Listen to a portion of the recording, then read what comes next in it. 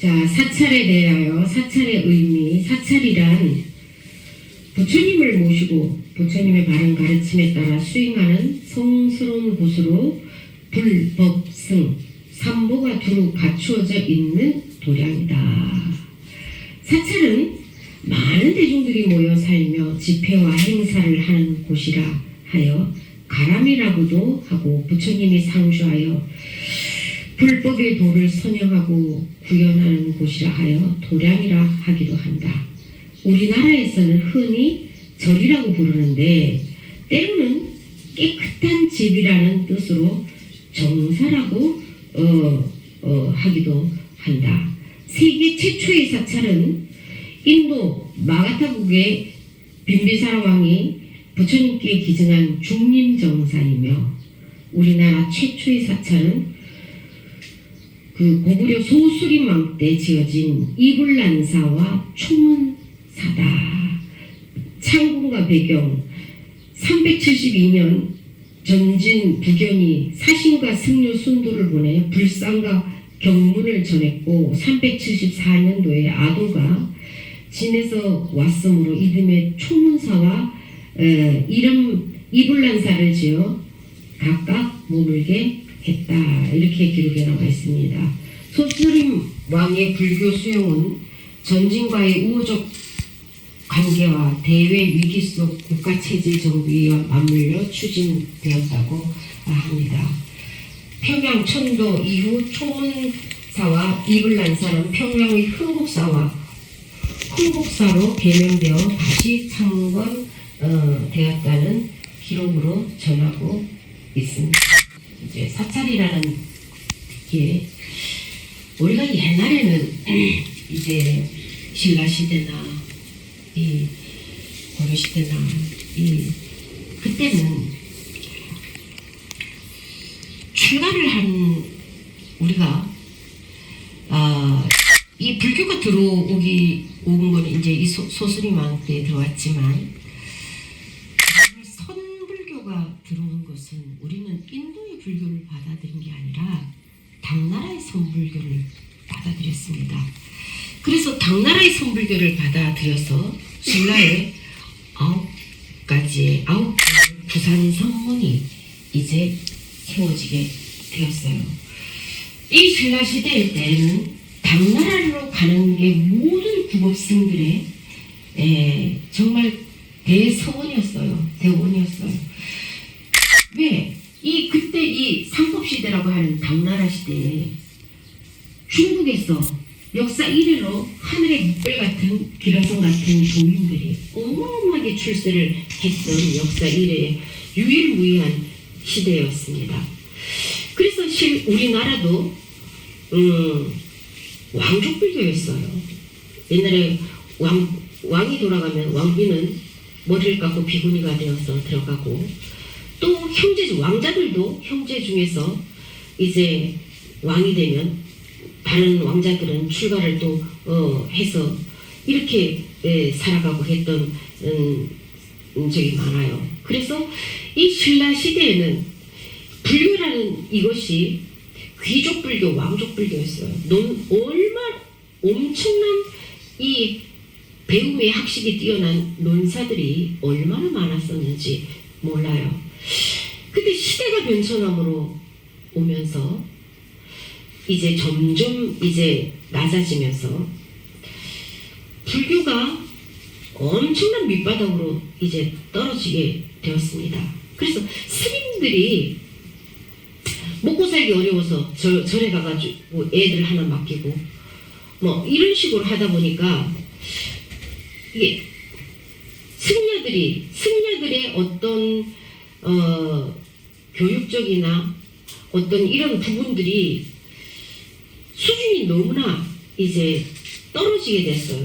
근데 지금 와서도 마찬가지입니다. 지금 요즘 시대에서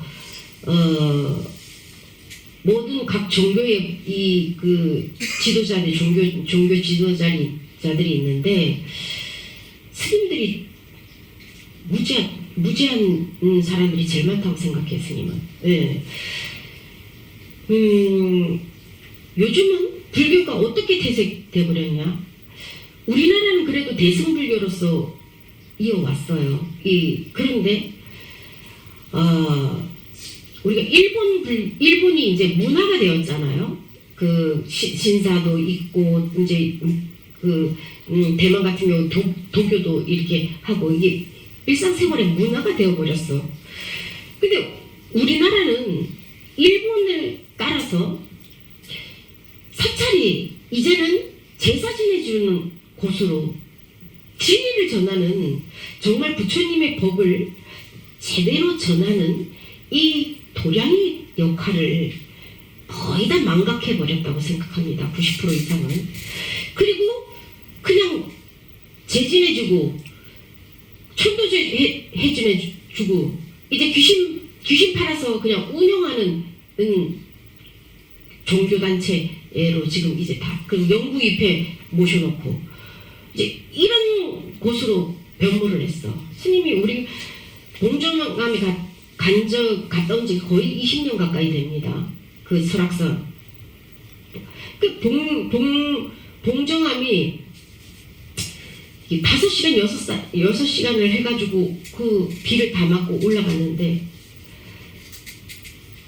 천야 정진을 하는데 석가모니 불을 정진을 하면서 밤을 새우면서 해요. 그런데 그 기운이 맑은 것이 아니라 엄청난 집착으로 그냥 그 도량이 다 그냥 먹구름처럼 쌓여 있는 거야. 석가모니 불을 부른다고 맑아지는 게 아니에요. 기도하는 자들이 공심으로 하느냐, 구함에 의해서 하느냐, 이거를 기도를 우리가 정근을 하는 거를 내 수행으로 연보를 하는데, 이 연보를 하는 놈이 누구냐? 내가 연보를 하는 내 소리를 들으면서 내가 연보를 해요. 우리가 화두를 드는데 이 이목구를 드나, 아니면 연불선을 해서 연보를 하면서 내가 그 소리를 들으면서 이 연보를 하는 놈이 누군가? 또 듣는 놈은 누군가? 말하는 놈은 누구고 듣는 놈은 누군가를, 이거를 집중을 하면서 수행하는 스님들, 옛날 스님들은 그걸 수행을 연불선을 한 거지, 기도를 구함에 의해 하늘을 찌르는 그 구함에 의한 그 연불을 한 게 아니에요. 이거를 잘 알아야 들어야 되는 거야. 그런데 봉정암에 갔는데 먹구름처럼 그 구함에서 그냥 가득 찼어. 너무나 탁기가 그냥 욕망에 의한 탁기가 그냥 가득 차 있어. 또 중은 나와서 설명하라고, 그 법문하라고 그러니까는 대들보가 얼마며 기둥이 얼마며 이 사찰의 영역이 어떠고 이런 거나 말하고 앉아 있는 거야. 참, 이 사람들이 그래도 불법에 인연이 지었어. 그 비를 맞고도 제일 빨리 올라가는 사람이 5시간이야. 나머지는 8시간 뭐 그렇게 올라가. 1000명이 넘는 사람이 모여있는 데서 제대로 된 진리 한 자락 전해주지 못하고 대들보 하나 얼마, 석가래 얼마, 기와 얼마, 이거는 하고 앉아 있는 시대다 이 말이야. 너는 이 부처가 탄식할 노릇이, 이거는 부처가 탄식해서 뒤로 나자빠질 노릇이요. 스님이 진짜 너무나 가슴이 터질 것 같아가지고 이거를 나가서 법문을 해줘야 되나 말아야 되나. 근데 객승이 남의 절에 가가지고 그 중 내려오라고 그러고 내가 법문할 수도 없는 노릇이고, 진짜 가슴이 터져서 죽을 것 같은 거야. 근데 스님이 그랬잖아. 그래서 어쩔 수 없이 요사체 가가지고 옷은 다 젖고 누웠는데 스님 불러. 그래서 누가 밖에서 부른 적 네 하고 문을 열는데 아무도 없어. 희한하네, 분명히 불렀는데 그 문을 닫았어. 그 누워있는데 조금 있다 스님 또 불러. 그래가지고 또 열었는데 또 아무도 없는 거야. 아니 이런 귀신 곡할 노릇이 있나. 분명히 들었는데 왜 아무도 없지? 그래도 문을 닫고서 가만히 이제 눈을 말똥말똥하게 뜨고서 이제 또 부르나 싶어가지고 또 부르자마자 문을 확 열으려고 이제 기대를 탁 하고 있는데 또 스님이 또 부르는 거야. 문을 탁 열고 누구시오? 네. 스님 산신입니다. 그러는 거야. 그래서 스님 어찌하여 법을 설하여 주시지 않습니까? 기다리고 기다렸다 이 말이야. 그래가지고 스님이 거기서 산신한테 이제 이 법문을 해줬어. 원효대사 이후로 이 미묘법을 다시 듣게 되었습니다. 너무나 감사합니다 하고 절을 했어. 이 법을 설해도 알아들을 귓구멍이 있는 사람이 있어야지 이 설하는 것인데, 스님이 얼마나 그 사람들에게 이미 기연이 지나가다 생판 모르는 사람 붙들고 법문해 주는 것도 아니야. 그 몇 시간을 그래도 부처님 가피를 받겠다고 올라와 있는 기본은 돼 있는 사람들이야.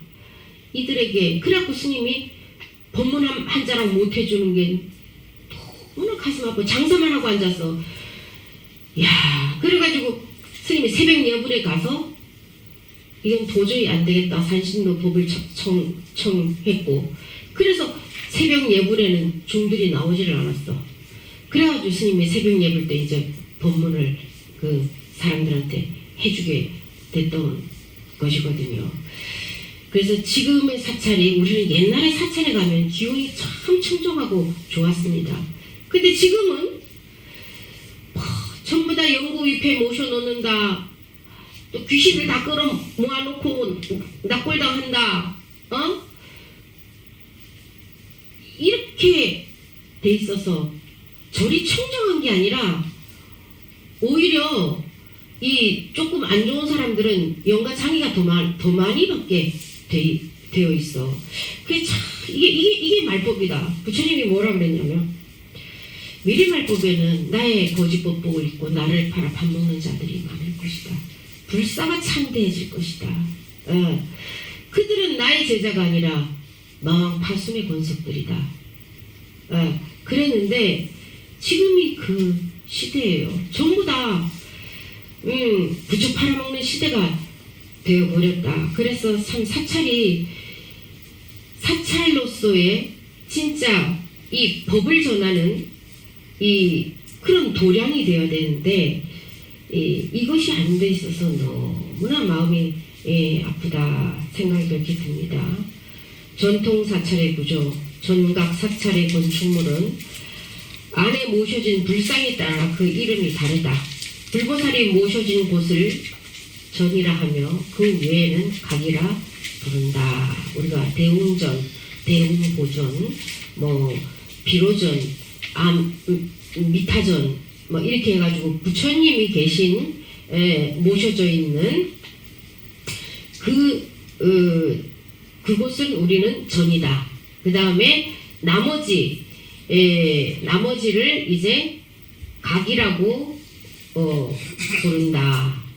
자, 대웅전은 석가모니 부처님을 주불로 모신 법당이다. 대웅전은 절의 중심이 되는 전각으로 법력으로 세상을 밝히는 영웅을 모신 정각, 그게 대웅이에요. 큰 이제 법력으로 세상을 이제 영웅자를 써서 모신 정각이다. 석가모니 부처님을 위대한 영웅, 즉 대웅이라 한 데서 유래했다. 본존불이 석가모니 불의 좌우에 협세하는 분으로 문수보살과 보현보살 또는 10대 제자 중에 가섭존자와 안한존자를 모신다 이랬어요. 그러니까 우리는 이제 원래 석가모니 부처님의 그 좌우보초 문수보살과 시의 제일인 문수보살과 행의 으뜸인 보현보살을 모십니다. 근데 이제 중국 선종 사찰에서는 석가모니 부처님 좌우에 가섭존자와 안한존자가 서 있습니다.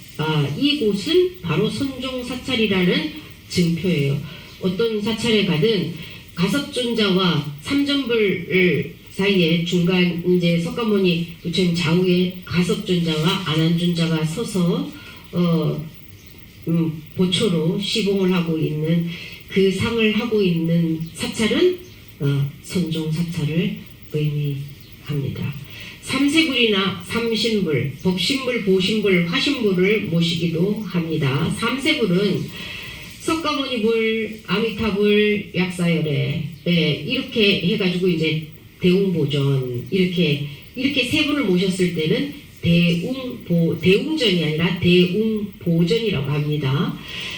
이 문수보살과 보용보살과 이렇게 보초부를 모셨을 때는 대웅전이라고 하고, 아미타 부처님하고 약사열애 부처님이 삼세 부처님을 모셨을 때는 대웅보전이라고 합니다. 그 다음에 삼신불, 법신불, 비로자나불, 또 보신불, 노사나불, 화신, 석가모니불 이렇게 모시기도 합니다. 그거를 대웅보전이라고 이렇게 합니다. 수미단, 세계의 중심인 수미산 꼭대기에 부처님이 앉아 자비와 지혜의 빛을 발하고 있다는 불교의 세계관을 상징합니다. 이거를 우리는 이게 불단이라고 하잖아요. 불단이 아니라 정치는 수미단입니다. 수미단. 대적광전의 본존불은 비로자나불이다. 비로자나불은 연화장 세계의 교주이신데, 그분이 계시는 연화장 세계는 진리 빛이 가득한 대적정의 세계라 하여 대적광전이라 부른다. 그래서 화엄계통의 사찰에서는 대적광전을 본존으로 삼는다. 대적광전은 화엄 세계를 드러내기 때문에 화엄전이라 부르며, 화엄 세계의 본불인 비로자나불을 모신다는 뜻에서 비로전이라고도 한다. 여러분들이 가셨을 때 대적광전이나 뭐 이렇게 써 있으면 여기는 비로자나 부처님을 주불로 모신 곳이구나 이렇게 알 수 있습니다. 대적광전에서는 비로자나불을 중심으로 한 삼신불을 모신다. 우리나라 손종사찰에서는 손종의 삼신설에 따라 청정법신 비로자나불, 원만보신 노사나불, 천백억 하신 석가모니불을 봉안한다. 이제 이게 보림사 같은 경우에 대적광전이 있습니다. 그 다음에 극락전, 우리 극락전 유명한 데가 이제 영주 부속사죠. 극락전은 극락정토의 주제자인 아미타불을 모신 법당을 말합니다. 아미타불은 본래 임금의 지위와 부귀를 버리고 출가한 법장비구로서 보살이 닦는 온갖 행을 다 닦아 중생을 제도하겠다는 48대원을 세우고 마침내 아미타불이 되었다. 아미타불의 광명은 끝이 없어 백천억 불국토를 비추고 수명이 한량없이 백천억 겁으로 또 셀 수가 없다고 하여 무량수전이라고도 합니다. 그래서 또한 주불의 이름을 따라 미타전이라고도 한다. 영주 부속사 무량수전이 유명합니다. 우리나라에서는 아미타불을 모신 아미타불의 협시불로는 간센보살인가 대세지 보살을 협시불로 모시기로 합니다. 그 다음에 미륵전은 미래의 부처이신 미륵불을 모신 곳이다. 미륵불에 의해 새로이 펼쳐지는 불국토 용화세계를 상징한다 하여 용화전이라고도 하고, 미륵의 한문 의역인 자씨를 붙여 자씨전이라고도 부른다. 미륵은 미래세의 세상에 출현해서 중생을 제도한다는 부처님이시다. 미륵전은 전북의 김제의 금산사 미륵전이 이제 대표적이다. 여러분들 미륵 부처님 오시면 알아보겠어요? 네? 미륵 부처님 오시면 알아보겠냐? 까만 가지고 있으면 미륵 부처님이 온들 어떻게 알아보냐 이 말이야. 여러분들이 미륵 부처님 오기를 기다리지 말고 여러분들이 미륵 부처의 행을 하면 여러분들이 미륵 부처예요. 그러니까는 어리석게 내가 온다 한들 미륵 부처 온다 한들 알아볼 눈도 없어. 까만 눈이요. 그럼 미륵 부처 와서 내가 미륵이다 그러면 미륵이냐? 사이비가 내가 미륵 부처다 그러면 그 미륵이냐 이 말이요. 그런 미륵 부처가 오든 우리가 선종에서 살불살조하라는 말이 있습니다. 부처가 오면 부처를 베고 조사가 오면 조사를 베라. 이 말은 뭐냐? 그 누구에게도 의지하지 않고 나는 나의 진면, 나의 참나만 이 바라보며 깨달아 먹겠다는 각오입니다. 그것이 여러분들이 미륵 부처 오기 기다리지 말고 여러분들이 미륵 부처의 행을 행하면 여러분들이 미륵이지 미륵이 따로 있나? 스님이 이 말을 했다고 미륵 부처님이 스님한테 뭐라고 절대로 안 합니다.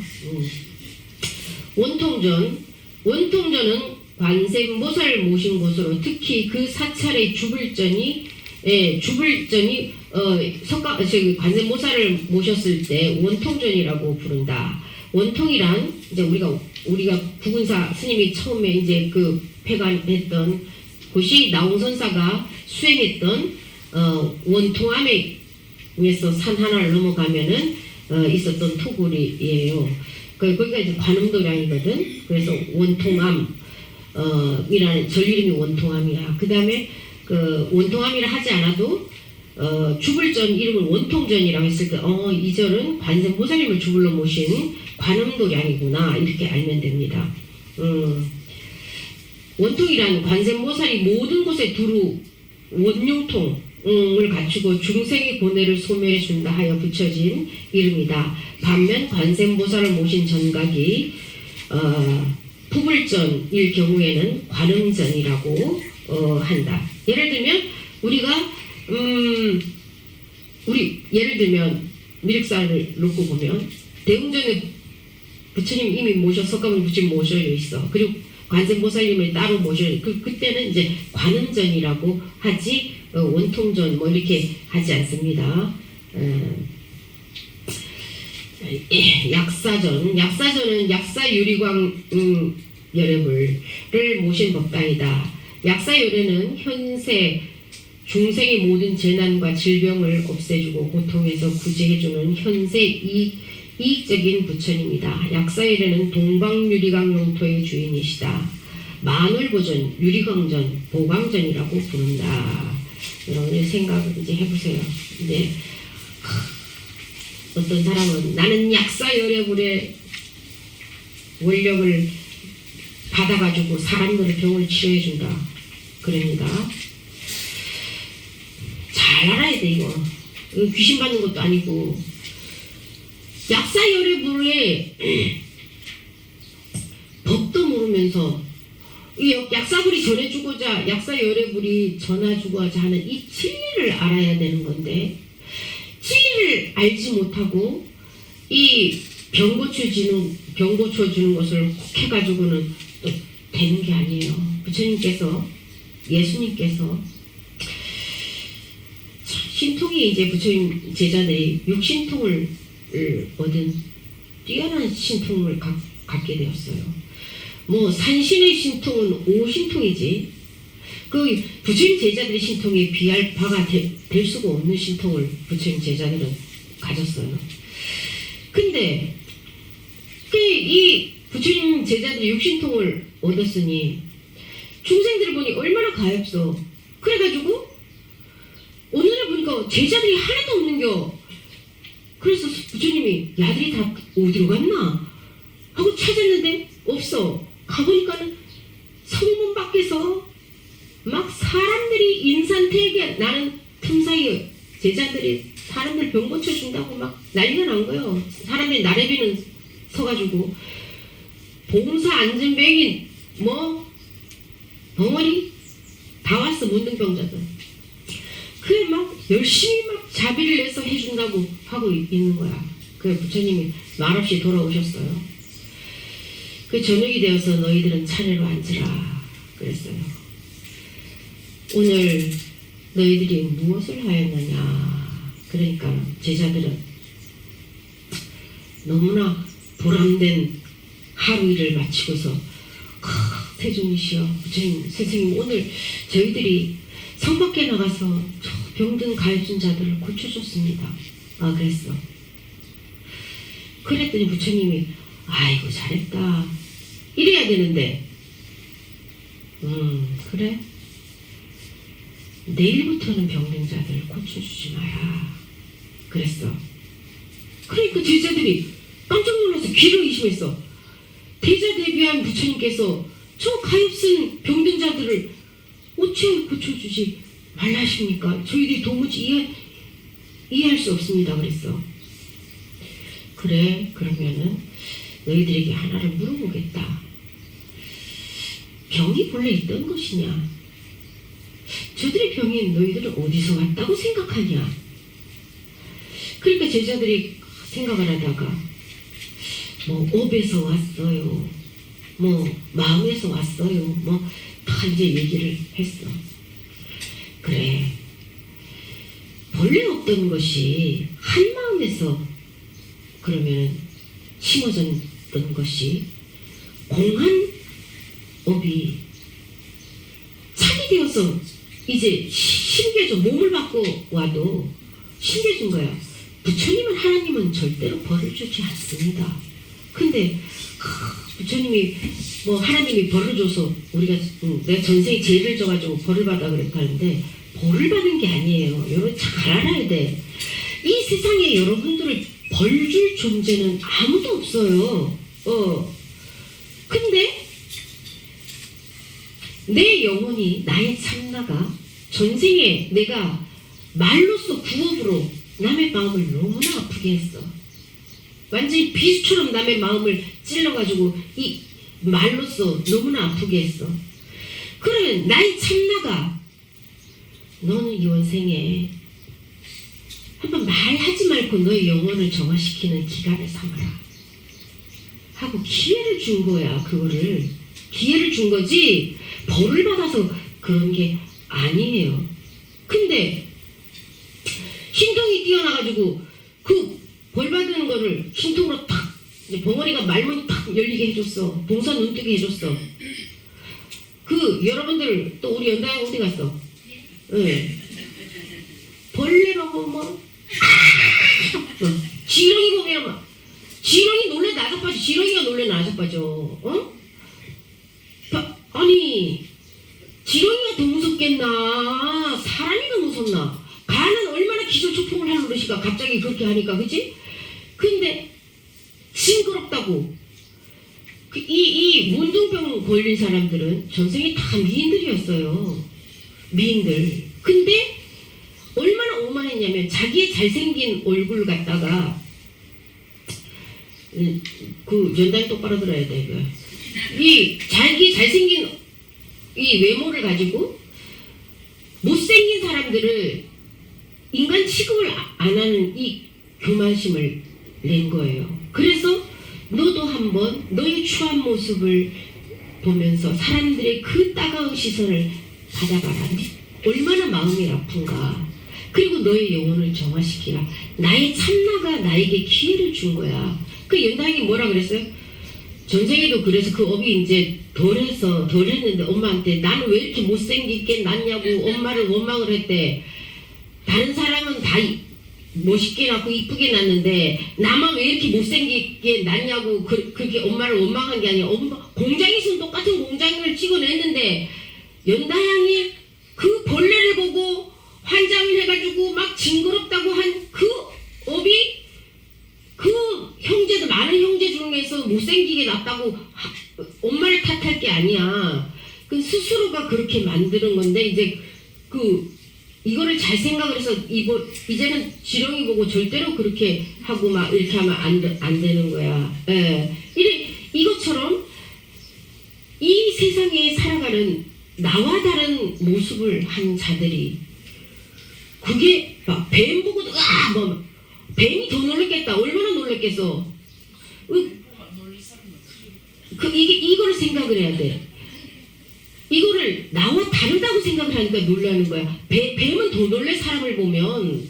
근데 그 놀란 거를 감추려고 쑥 가는 거야. 무서워서. 근데 사람들 뱀이 물을 때는 어떻게 했냐?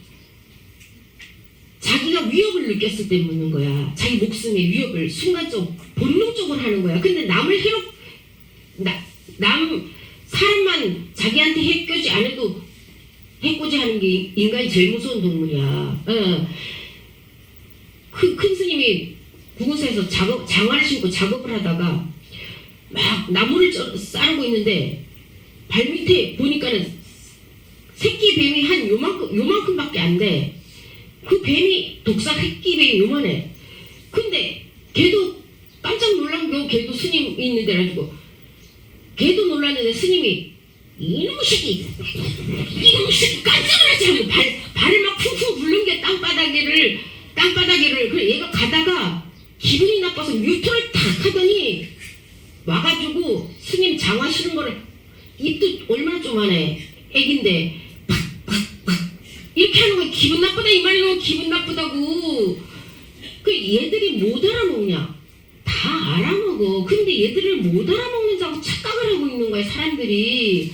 아니 자기도 놀라가지고 이제 비키려고 그러는데 스님이 땅을 막 구르면서 이놈의 새끼 그러니까 얼마나 기분 나빠. 그러니까 유턴을 해가지고 와서 성질 났다고 막 장화를 팍팍팍 이렇게 하는 거야. 이것처럼 우리가 이 모든 생명 가진 자들은 나를 개미들 설탕을 타가지고 줘보세요. 얼마나 잘 먹는지, 나를 좋아하는지, 나를 이 사람이 해코지를 하고 싶어 하는지 다 알아. 그래서 이 신통이라는 거는 예수님도 처음에는 신통을 이제 많이 사람들을 모으기 위해서 했어요. 그래서 부처님께서 이제 이 법문을 해줬어요. 그들의 업을 정화를 시키기 위해서 지금 이 한생을 이 구업을 진 사람은 말을 못하고 얼굴에 문둥병이 한 사람은 자기의 그 추한 모습을 보면서 다른 사람들이 자기 옆에 가까이 오려고 하지도 안 하고 이런 모습을 해서 자기 영혼을 정화시키는데 니들이 신통이 뛰어나서 그래 금방 낫게 해줬다. 그럼 그 영혼이 정화가 안 되면 다음 생에 또 봉사는 또 봉사, 벙어리는 또 벙어리, 문둥병은 또 문둥병. 그게 진정한 자비냐? 그게 그들을 위한 거냐? 그거는 진통제밖에 안 된다. 거기서 제자들이 무릎을 치면서 이 대자비한 이 스승님의 부처님의 법을 듣고 옳고도 없습니다. 그래서 너희들은 그들이 다시는 그런 업을 짓지 않도록 그들의 마음병을 치유해주는 근본을 다스리는 의원이 되어라. 그래서 진리만 설하게 됐거든. 예수님께서도 처음에는 사람들을 법을 듣게 하기 위해서 이 신통을 많이 부렸어요. 근데 그 다음부터는 신통을 부렸는데 그러니까 사람들이 막 나래비를 써서 와 진리를 쫓아오는 게 아니라 이제 신통만 구하는 사람 완전히 핫바리들만 오는 거예요. 핫바리들. 이거는 목적이 아니요. 방편으로 썼던 게 사람들에게 법을 전하기 위한 방편으로 신통을 쓴 건데 그 방편이 추가돼서 사람들이 구하는 게 신통만 구하는 거야. 그래서 그 다음부터는 신통을 쓰지 않았어요. 그래서 이 여러분들이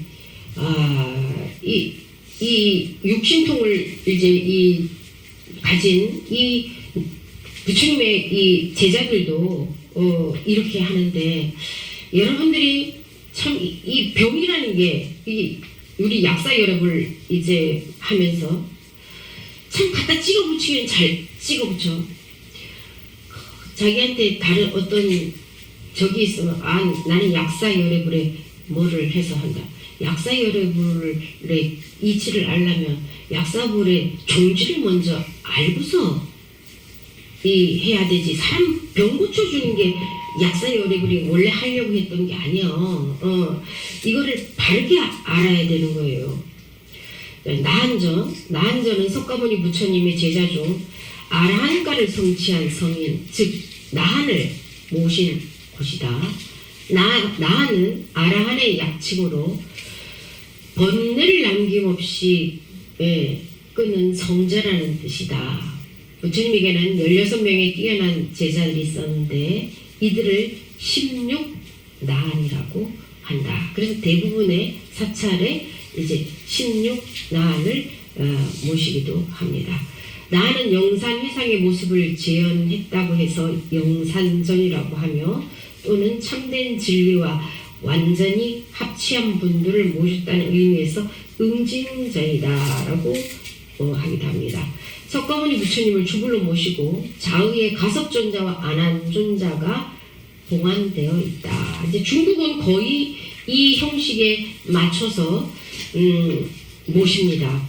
근데 이제 중국은 대웅전에 들어가면은 이제 안한존자, 가섭존자 있고 또 양옆으로 16나한을 이제 8분씩 모셔져 있습니다. 근데 우리는 대웅전이 협소해서 그런 사찰이 별로 없습니다. 우리나라에서는. 석가모니 부처님을 주불로 모시고 좌우에 이제 가섭존자, 안한존자가 봉안되어 있고 그 좌우에 16명의 나은이 웃고 졸고 등을 긁는 듯 자유자재한 형상으로 배치되어 있다. 하고 이제 그 이제 16나한의 이름이 있습니다. 보통은 16명의 아라한을 이야기하며 16나한은 16나한, 18나한, 500나한이 있는데 16나한이 가장 널리 예경되었다. 보통 16나한의 순서는 아래와 같다. 현장이 번역한 이제 법주기에 설명되어 있다고 합니다. 나한의 숫자가 500명인 경우도 있는데 이는 부처님이 열반한 뒤 부처님 생전 설법을 정리하기 위해 최초로 집회를 열었는데 그때 모인 비구의 수가 500인 데서 유래해서 500결집이라고 합니다. 그래서 우리 스님 구근사 가는 그 길에 보면 대흥사라고 지금 이제 새로 불사가 되어 있는데 이 대흥사가 엄청나게 큰 엄청나게 큰 500나한 도량이었습니다. 이 202칸의 요사체가 있는 대가람이었어요. 근데 이제 그게 이 조선 시대에 와서 조선 시대에 와가지고 이제 소실이 되면서 금강상 유정사로 500나한을 다 모시고 가게 되었어요. 자, 거기 빈도라 발라타사라는 이제 나한이 있는데 이게 뭐 때문에 삐삐거리노?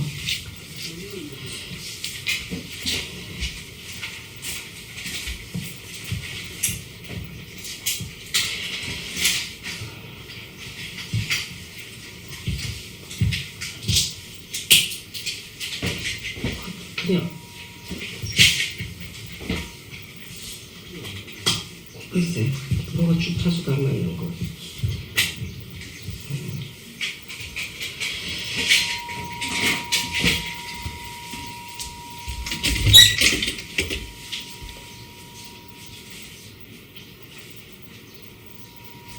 천명의 아란을 거느리고 서구탄이주에 거주한다고 한다. 빈두로 파라타라고도 한다. 산스크리트어로 핀돌라부 하라드 바야자의 음사. 그는 사자와 같은 목소리와 자신을 새처럼 공중에 올라가게 할 수 있는 초인적인 힘을 가지고 있다. 아득한 전생 시절 그는 고역한 자식으로 잔인한 사람이었고 오랫동안 지옥에서 벽돌과 돌만 먹고 지내는 고통을 당하기 때문에 그의 외손은 다소 수척하고 야이었다. 그는 한쪽 무릎 위에 책을 펼쳐놓고 옆에는 탁발 수도승의 지팡이가 놓여 있다. 빈드로존자라고 한다.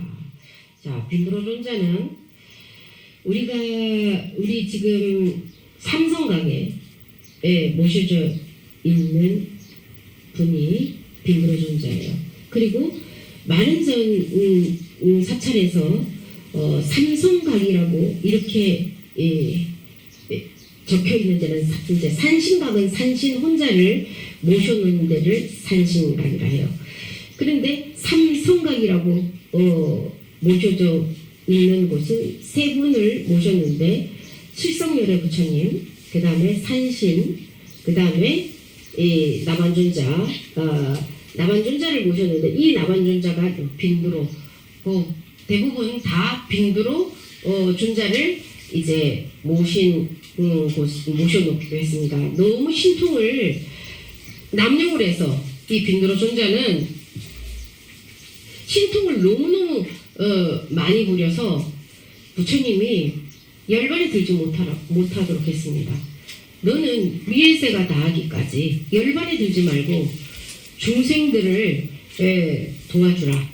그래가지고 열반에 들지 못하고 빈두로 존자는 이제 중생들을 보살펴 원하는 바를 방편으로 정말 열심히 불법을 정진하는 그 자들이 있다면 그들의 원을 들어주는 역할을 하는 분이 바로 빈두로 존자입니다.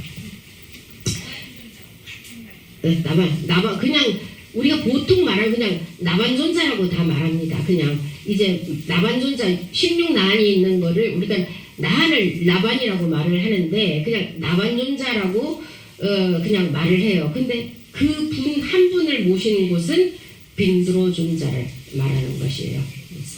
네, 독성각에 가락가 벌차 500명의 아란을 거느리고 가슴이라고에 거주한다고 한다. 산스크리트어 카나 카바사의 음사 가나 가바차 카나 카비샤트샤라고도 한다. 원래부터 부처님의 제자였으며 선과 악의 모든 체계를 이해했다고 한다. 가락가 벌차는 귀개를 들고 있거나 귀를 후비고 있는 우리 여러분들 그 남 보면 귀 후비고 있는 그 상 있죠. 그 나반존자가 가락가 벌차라고 하는 분이에요. 그 다음에 가나카 발리타샤라는 이분은 600명의 아란과 함께 동숭신주에 거주한다고 한다. 이 가벌리 존자라고도 한다. 산스크리트어 이제로에서는 발음도 읽기도 어렵습니다.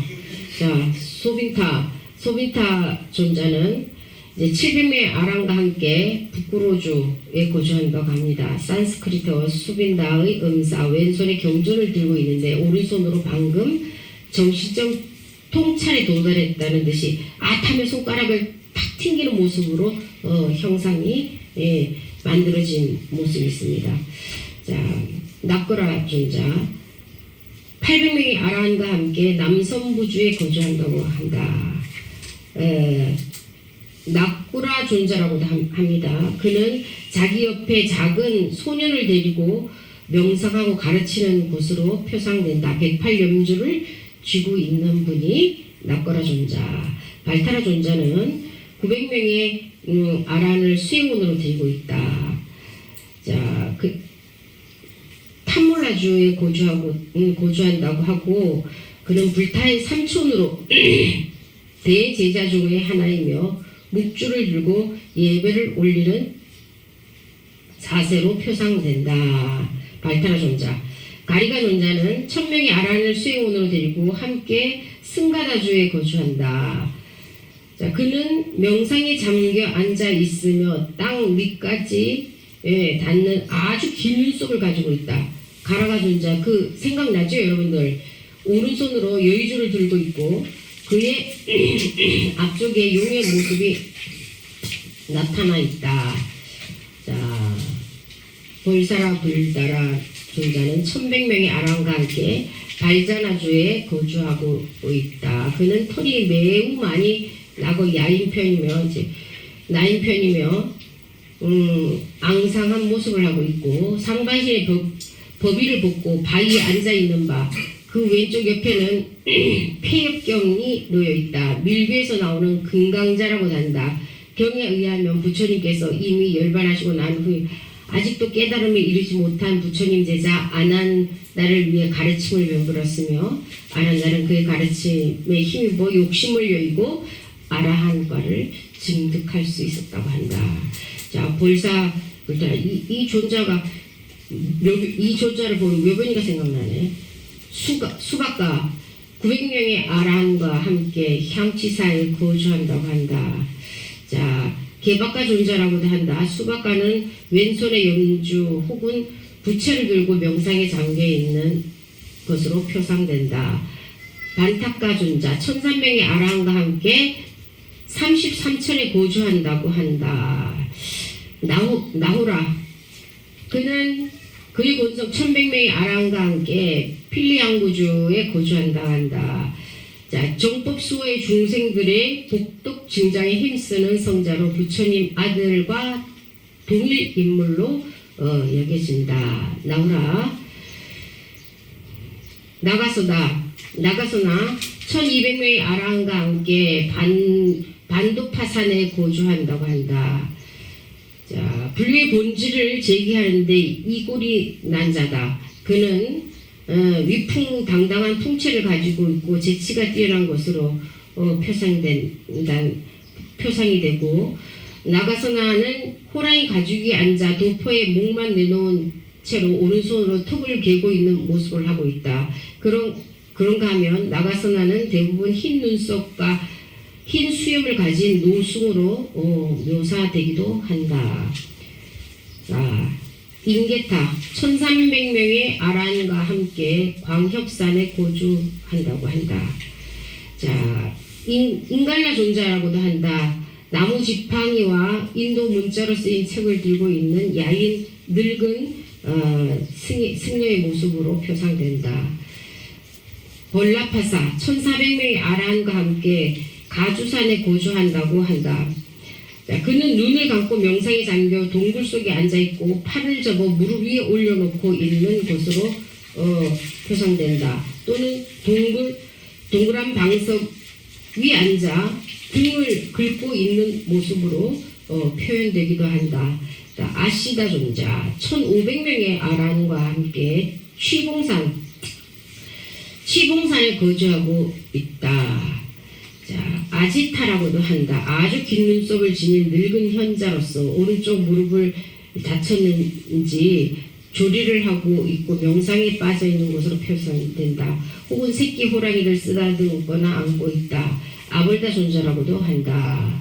주다 반타가 1600명의 아란과 함께 지축산에 거주한다고 한다. 형 판타카의 동생이다. 처음에는 어리석어 다른 제자들이 놀림을 받았으나 불타의 도움으로 지적 능력을 개발해 놀랄 정도로 발전함으로써 시간이 지남에 따라 공중을 난다든가 자유자재로 어떤 형상을 취하는 등과 같은 기적적인 힘을 가진 아라한이 됐다. 고목나무 아래에 고목나무에 기들고 앉아있는 늙은이로 한 손에 부채를 들고 있고 다른 한 손에는 가르치는 자세를 취하고 있는 것이 표상된다. 혹은 파초선을 들고 시선을 위쪽으로 두고 있는 모습을 나타내기도 한다. 자, 16나한이 중국에 와서 어느 사이인가 18나한이 됐다. 16나한에다가 가섭존자와 군도발탄존자를 더해 18나한으로 모시는 경우가 생겼다. 아마도 가섭존자가 부처님의 의발을 받들어 밀불이 오실 때까지 계족산에서 기다린다는 이야기에서 더해진 것으로 보인다. 군도발탄존자는 어떤 분인지 잘 알려지지 않고 있다. 그런데 나한 중에 빈드로존자는 특이한 존재로서 중국에선 다른 나한보다 특별히 더 숭상화되고 있다. 그리고 우리나라에서는 빈드로존자가 나반존자라는 이름으로 바뀌어 특별히 존승되고 있다. 빈드로존자의 원명은 빈드로 파라타로서 파라타는 성이고 빈드로는 이름이다. 한역에서 의역으로 부동이근이라 한다. 모습은 흰머리에 긴 눈썹을 가진 이 난으로 원래 발차국 932성 재상의 아들로 태어나서 어렸을 때 불교의 귀에 여러 곳으로 다니며 이제 홍보 미생을 했는데 부처님께서 득도하시고 6년 뒤에 이 난이 왕서성에서 신통력을 나타냈다가 외도들의 조소를 받는 일로 부처님께서 이 뒤로는 부질없이 신통력을 나타내지 말라 하시고 서군이 야미주에 가서 사부대중을 교하고 부처님 법을 전하였다. 부처님 제자들의 대부분이 육사외도를 행했던 분들이 부처님께 귀의를 해서 이미 부처님을 만나기 전에도 신통이 뛰어나서 육사외도들이 외도를 행했던 자들이 부처님께 귀에서 자기 권속들을 막 한꺼번에 다 데리고 와서 귀의를 했던 분들이 많이 있습니다. 뒤에 돌아와서는 부모님의 명을 받들고 열반에 듣지 않고 남인도의 마리산에 머물며 불멸 후에 중생을 제도하며 말세의 공양을 받아 대복전이 됐다. 훗날 인도의 대승사찰에서는 문수보살을 상자로 함에 대해 소승의 사찰에서는 빈두로 존자를 상자로 하는 풍습이 생겼다. 우리나라에서는 독성 남한존자라 해서 절마다 봉헌하기도 한다. 그래 훗날 아소카 왕이 빈두로 존자를 만난 이가 전한다. 아소카 왕이 공양을 올림에 많은 비구와 학인들이 모였다. 그런데 상자 자리에는 아무도 앉을 사람이 없었다. 그러자 아소카 왕이 여러 비구들에게 이제 묻는다. 어째서 상자 자리에는 아무도 앉는 사람이 없습니까? 이에 큰 아라한 야사라는 비구가 있다가 왕에게 말했다. 이 자리는 상자의 자리건을 다른 사람이 어떻게 감히 거기에 앉을 수 있겠습니까? 이렇게 말했어요. 그럴 때 왕이 다시 물었어요. 존자께서 계시는 곳에 상자가 따로 있습니까? 그러니까 상자가 있습니다. 대왕이여, 그분은 부처님께 수기를 받은 사람으로서 이름을 빈두로라 합니다. 그분은 부처님 생존 시부터 계시는 상자니 이 자리에 앉으실 수 있을 것입니다. 왕은 매우 기뻐하면서 이렇게 말했다. 부처님을 직접 뵌 비구가 있다는 말입니까? 있습니다, 대왕이요. 빈두로께서는 아직도 옛날처럼 부처님 시대부터 지금까지 이 세상에 살고 계십니다. 이때 빈두로 존자가 여러 아라한을 거느리고 오는데 마치 큰 기러기가 호공을 날아오는 것 같았다. 그가 상자의 자리에 앉자 여러 비구들은 제각기 일경하고 차례로 앉았다. 그때 왕이 머리를 그의 발에 대어 예를 올린 뒤에 무릎을 땅에 대고 합장하고서 존자의 얼굴을 바라보며 개송을 말했다. 내가 지금 왕의 자리에 있어 이 연부제를 통솔하면서도 그것을 기쁨으로 여기지 않았는데 이제 존자를 뵙게 되었네. 이제 존자를 뵙게 되니 이는 곧 산 부처님 뵌 것이라. 내 가슴 떨려 뛰는 것, 왕자리 얻는 것보다 더 큰 기쁨이 돼. 이렇게 이제 말했다고 합니다. 지장보살을 봉안하는 경우는 이제 지장전이라고 부르고 시왕을 모시는 경우는 시왕전이라고 불린다. 시왕은 지옥에서 죄의 경중을 정하는 염라대왕을 비롯한 10명의 왕이다. 지장보살은 지옥의 공간의 명부세계의 주주님으로 지장전을 명부전이라고 한다. 자, 우리는 지장전 또 시왕보살 10대 왕 10명의 왕을 모셨을 때는 경우는 이제 시왕전이라고도 하고 명부전이라고도 합니다. 대장전은 대장경을 보관하기 위해 축조한 건물이다. 대장전이란 표력을 건물로는 이제 용문사 경북 예천의 용문사 대장정원 전하고 이제 전북 김제 금산사 대장전이 아주 유명합니다. 정멸보궁은 석가모니 부처님의 진신사리를 봉안한 그런 사찰입니다. 부처님의 진실사리를 모심으로써 부처님의 형상, 항상 그곳에 정멸의 즐거움을 누리고 있음을 상징한다. 정멸복음에는 불상을 따로 봉헌하지 않고 불단만 있다. 우리나라에서 5대 정멸복음이 있는데 양산 통도사, 그 다음에 오대산 상원사, 사자산 법풍사, 태백산 정암사, 설악산의 스님이 아까 좀 전에 말했던 동정감이에요. 조사당은 한 종파를 세운 스님이나 후세에 존경받는 큰 스님, 그리고 창건자나 역대 주지 스님의 영정 또는 위패를 모신 당후이다. 국사가 배출돼 전에는 조사전 대신 국사전이나 국사전이다. 전남 순천 송광사 국사전이 우리나라는 대표적이다. 아까 삼성각 이제 설명했죠. 칠성년에 독성 남한존자, 그 빈두로존자, 산신 이렇게 세 분을 모셔놓은 것을 이제 독성각, 산신각, 칠성각 이렇게 말합니다. 봄정각은 봄정을 보호하는 건물. 규모가 큰 사찰에서는 봄정 외에 복고, 운판, 모고 등 불전 사물을 함께 이제 갖춰 놓기도 합니다. 사찰의 문에 이제 일주문, 모든 사찰에 이제 큰 사찰에 들어가면 시작에 일주문이 있어요. 사찰에 들어갈 때 제일 처음 만나는 이 문인데 기둥이 한 줄로 늘어서 있다고 하여 일주문이라고 부릅니다. 한 줄의 기둥은 세속의 본내로 흐트러진 마음을 사찰에 들어서면서 하나로 모아 진리의 세계로 들어가는 것을 상징합니다. 즉 일심을 뜻합니다. 바꿔 말하면 사바세계에서 정토세계로, 이 언덕에서 저 언덕으로 살바야로 가는 첫째 관문일 것입니다.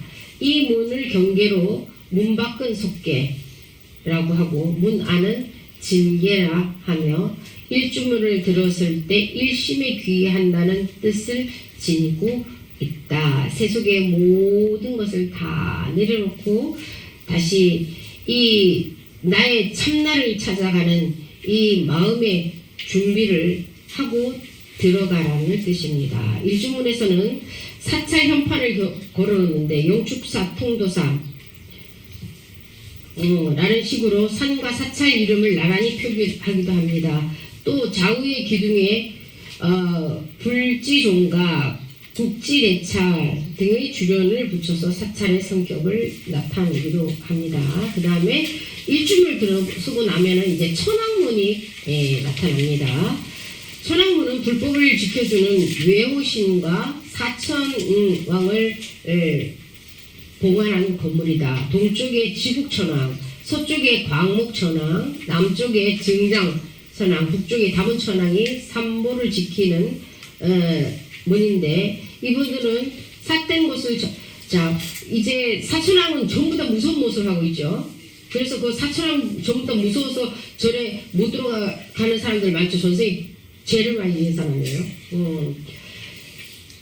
이건 뭐냐면 삿된 것을 초부수고 올바른 길을 펼치려는 마음을 일깨워주고 있는데 그 뜻이 있다. 이제 다 무섭다고만 생각을 이제 하고 있는데 그 모습 속에서의 대자비를 볼 수 있는 지혜의 눈을 키워야 돼요. 형상이 무서운 게 아니라 저 모습 속에서의 대자비를 발견할 수 있는 지혜의 눈을 키우셔야 합니다. 금강역사 인왕이라고도 하는데 문을 지키는 수문장 역할을 하는 신이다. 불법을 수호하는 분으로 절의 어기나 문의 양쪽에 두 분을 모시고 있다. 흔히 상의를 입지 않고 옷을 허리에 걸친 채 주먹을 쥐어 밖에서 안으로 한 팔을 올리고 한 팔을 내린 자세를 취하거나 한 손으로 칼을 잡고 있는 모습 등을 취하기도 한다. 불의문, 그 다음에 천왕문을 지나면 불의의 경지를 상징하는 불의문을 만난다. 이 문은 번뇌에 속된 마음을 돌려 해탈의 세계에 이르게 한다는 해탈문이라고도 한다. 궁극적으로 법적으로 번뇌와 해탈이 둘이 아니기 때문에 이제 둘 아닌 물, 불이문이라고 일컫는다. 그 다음에 이제 그 불이문을 들어서 그러면 이제 이 요사체가 나옵니다. 요사체는 사찰 경내의 전각과 문을 제외한 스님들이 생활하는 건물을 통칭하는 말이다. 흔히 요사체라고 부른다. 큰방, 선방, 강당, 사무실, 후원, 창고, 수갑, 해우소까지 포함한다. 요사는 기능에 따라 다양한 이름을 갖고 있다. 생활 공간과 선방 기능을 함께 갖고 있는 요사는 지혜와 칼을 찾아 무명의 풀을 벤다라는 뜻의 신검당 이라고 또 붙여놓기도 하고 말없이 명상한다는 뜻이 정묵당, 올바른 행과 참선하는 장소임을 뜻하는 해당, 수선당 등으로 불린다. 생활공간과 강당 기능을 함께 갖고 있는 요사는 참선과 강설의 의미가 복합될 설선당 등으로 이제 해놓기도 한다. 그 다음에 이제 탑이 있어요. 탑. 우리는 탑이 없는데 탑은 이제 옆집에서 많이 세워놨어요. 탑은 산스크리트로 수투파, 파리어로 투파라고 한다. 부처님이 이제 열반하신 뒤 8나라의 국왕이 부처님 사리를 8등분을 하여 각기 탑을 세우고 봉안했다는 것이 경전의 기록이 있는데 이것이 불교 탑의 기원이다. 탑은 부처님 진시사리 또는 부처님 말씀을 보존하고 있는 곳으로 불자들의 숭배 대상이다. 중국에서는 전탑, 우리나라에서는 석탑, 이제 중국은 이제 벽돌로 만드는 탑, 우리나라에서 이제 돌로 만드는 탑, 일본에서는 목탑, 나무로 만드는 탑 이렇게 발달이 됐어요. 탑은 초기 불교에서는 가장 중요한 신앙의 대상이었다. 그러나 사리의 수가 한계가 있어 탑을 세우기가 어려워지자 탑 대신 불상을 조성하여 신앙의 대상으로 삼게 되었다. 하지만 탑은 여전히 부처님의 진신에 귀하는 신앙 대상으로 도량을 장엄하고 탑의 양식은 3층, 5층, 9층, 13층 등으로 분류된다. 금강계단, 석등, 부도, 탑과 조성 의미가 비슷한 조형물로 금강계단, 석등, 부도 등이 있다. 금강계당은 본래 수계의식을 진행하는 장소를 말합니다. 계를 지키는 마음이 금강과 같이 굳건하여 자칫 파괴하는 일이 없기를 기원하는 의미로 금강계단이라고 한다. 가운데에 부처님을 상징하는 사리가 모셔져 있다. 통도사의 금강계단이 가장 대표적이다. 우리나라에는 석등은 본래 경례를 밝히는 등의 구실을 하는 시설물이었으나 후대에 이르러 가람배치의 기본 건축물로 변천하였다. 부도는 고수의 사리를 모신 묘탑이다. 조사, 숭배를 중시하는 선종의 발달과 더불어 성행하였으며 부도의 탑은 둘 다 사리를 봉하는 점에서는 같지만 그 모습은 다르다. 위치 또한 탑은 사찰의 중심인 사찰 법당 앞에 세우는 데 반해 부도는 사찰 경내 주변이나 외떨어진 곳에 자리하고 있다.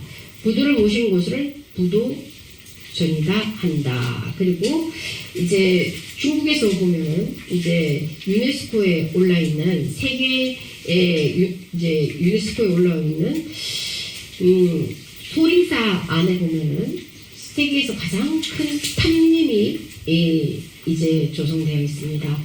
거기에 이제 우리 신라승 구급을 갔던 당나라 때 구급을 갔던 신라승의 탑까지 되어 있어요. 그래서 탑림은 이제 이 대웅전에서 좀 떨어져 있는 곳에 이제 조성을 해서 이렇게 모셔놓고 있습니다. 대부분 탑을 세워서 이제 옛날에 이제 그 스님들 열반하면 부도를 해서 부도탑이다 해가지고 탑을 세워서 모셔놓는데 여러분들이 아직 이 세상에 드러나지 않는 또 방법이 하나가 더 있어요. 어떤 타입의 우리 구근사 가기 전에 보면은 대운사가 202칸에 6차가 있는 대가람이었었다 했잖아요. 거기 그 쪽 부근에 스님들이 다비했던 다비장이 있는데 스님이 이제 작년에 거기를 발견을 했는데 부도탑이 아니라 바위를 깎아가지고 사리를 그 바위 속에다가 놓고 비문을 바위에다가 다 새겨놨어요. 그래가지고 그거는 이제 사리는 도굴이 됐어. 사리는 도굴이 됐는데 그 비문은 바위 자체니까는 움직일 수가 없으니까는 없어지지 않았던 것이에요. 근데 이제 이게 나중에는 또 우리가 대응사를 다시 한번 알 수 있도록 큰 자료가 될 수 어떤 사찰이었는지 자료가 될 수 있을 것 같아요. 그래서 이제 대응사가 엄청난 큰 절이어서 이제 원통함이라는 곳에서 이제 산 하나를 넘어가면 이제 스님이 수행했던 토굴이 나오는데 거기에서 나우선사가 총사는 나를 보고 말없이 살라 그 개송을 했던 그 곳이 스님이 수행했던 수행처였어요. 근데 이제 스님 우리 구운사 바로 이쪽으로 보면은 굴이 하나 있는데 한 50평 정도의 그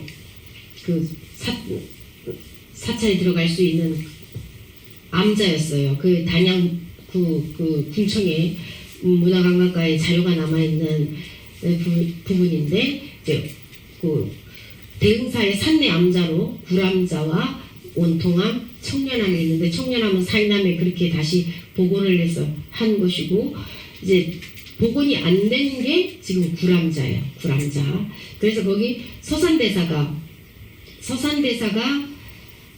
그 바위 앞에 이제 손을 찍어서 손자국이 남아 있다고 이렇게 기록에 남아 있는 곳이 있습니다.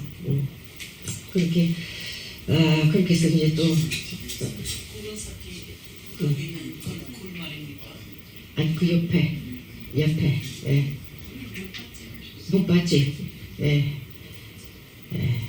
그렇게 자료가 되어 있습니다. 그래서 이제 앞으로 스님이 그걸 어떻게 좀 잘 개발을 하려고 생각하고 있습니다.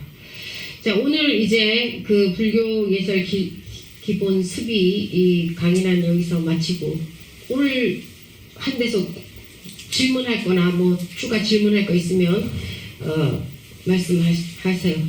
집에 물 안에 있는 탑은 괜찮습니까?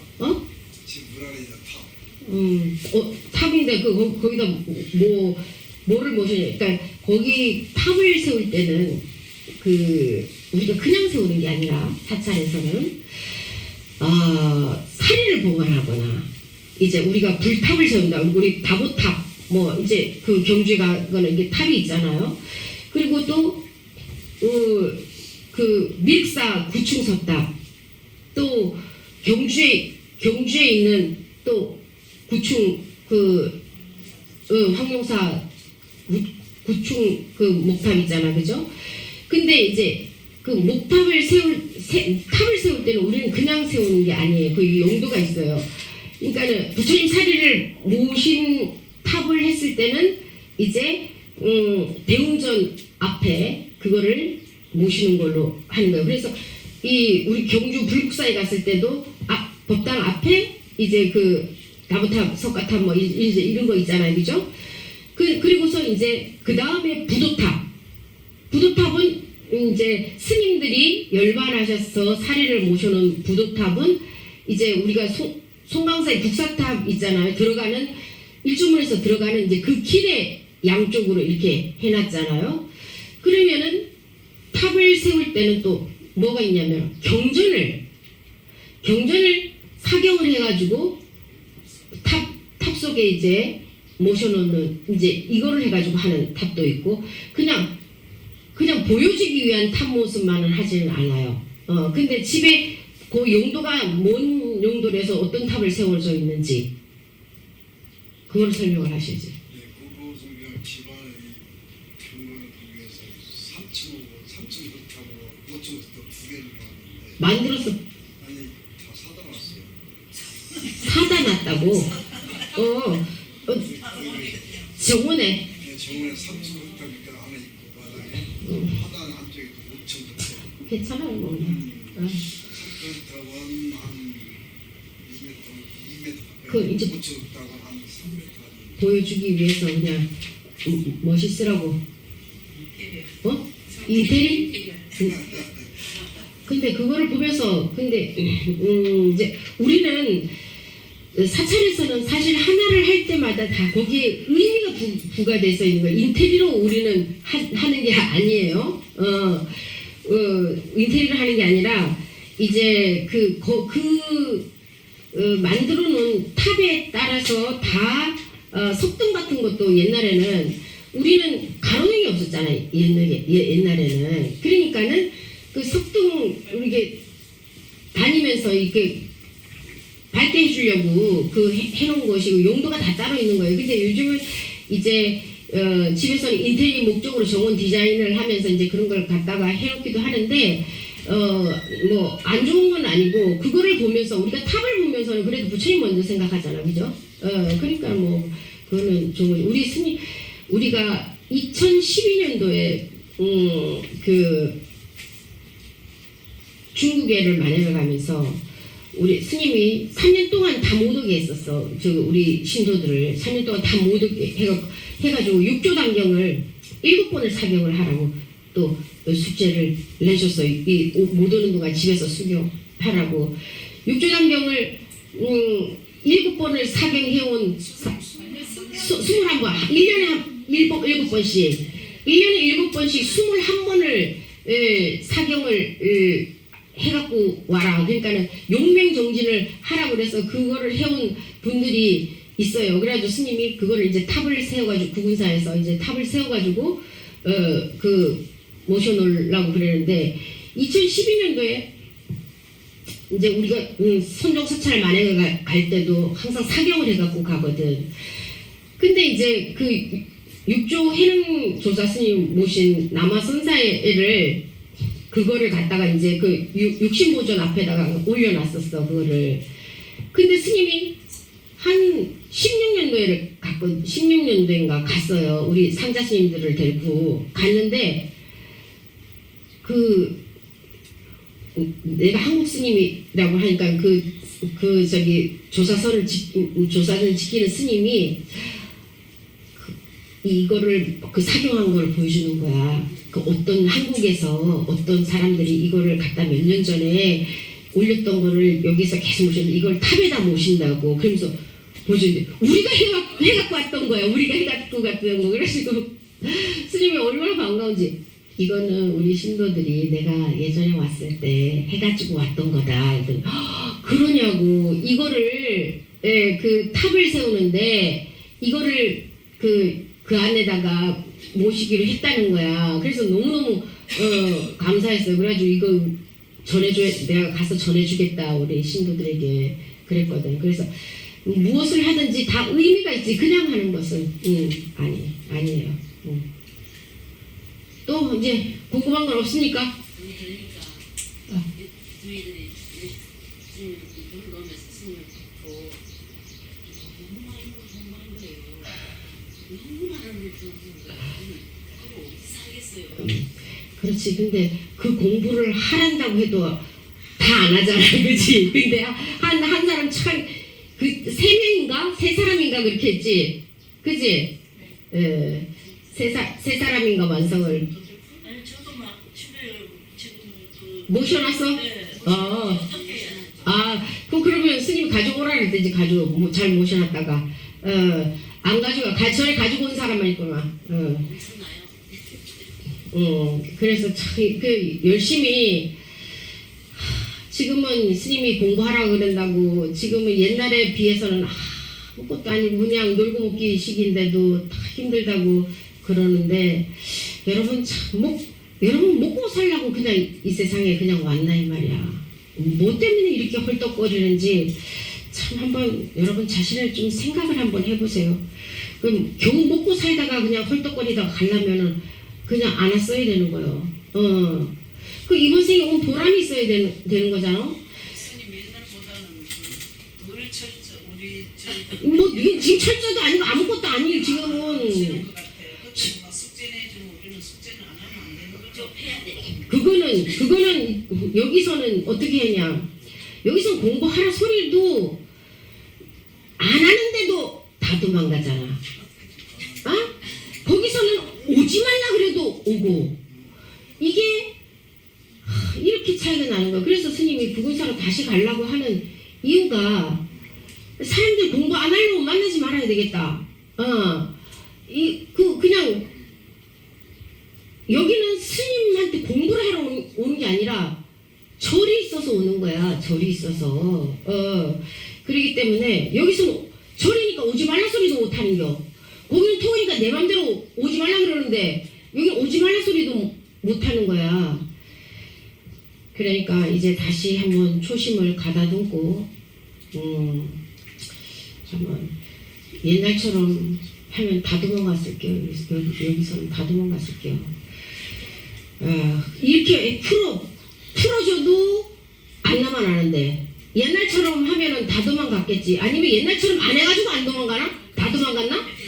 모르지. 옛날처럼 한번 빡세게 해야지 안 도망가고 막 악착같이 붙어서 뭔가 공부해서 내가 이번 생에 죽더라도 깨닫고 죽어야 됐다 막 이런 마음이 날 텐데 그냥 여기서는 풀어줘가지고 다 도망가나? 어떻게 유경 어떻게 생각하시오? 그러니까 날씨요 말. 근데 우리는 너무 고맙게 생각하거든요.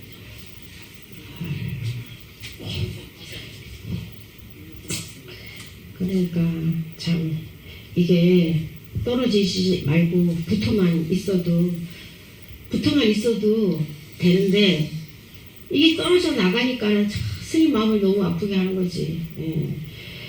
자, 다른 청법 없으면 이걸로 마칠까요? 예. 아니 공양하러 가고 싶어. 아니 뭐 청년에 오셔가지고 크게 소리를 내시고. 자, 그럼 이걸로 이제 오늘 법문은 마치도록 하겠습니다.